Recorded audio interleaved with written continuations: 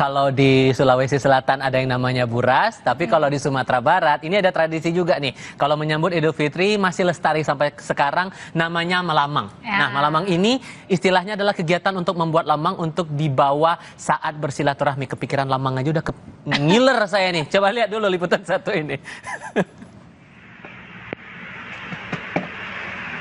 Tradisi membuat malamang ini telah berlangsung turun-temurun.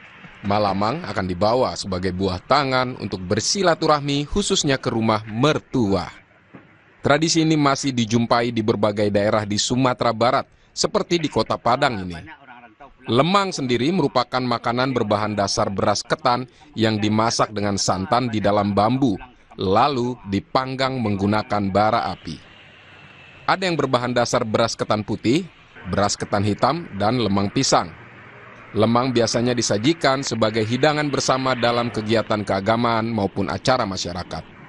Lemang juga dibagikan kepada keluarga, tetangga hingga tamu yang datang sebagai wujud kebersamaan dan solidaritas.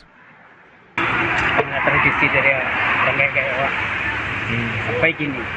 Jadi kalau orang-orang mau mamintu, mama mau anaknya ke rumah kakunya, bawa lamang seletang, bawa lamang nggak seletang.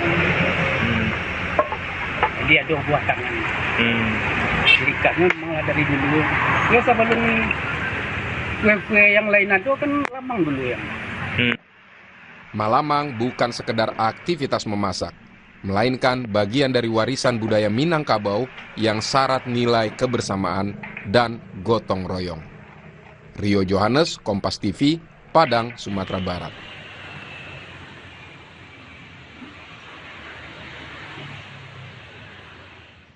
Tetap bersama kami, saudara. Arus lalu lintas mudik sudah normal. Korlantas Polri resmi memberhentikan pola rekayasa lalu lintas satu arah atau one way nasional. Saat lagi kami kembali dengan informasinya.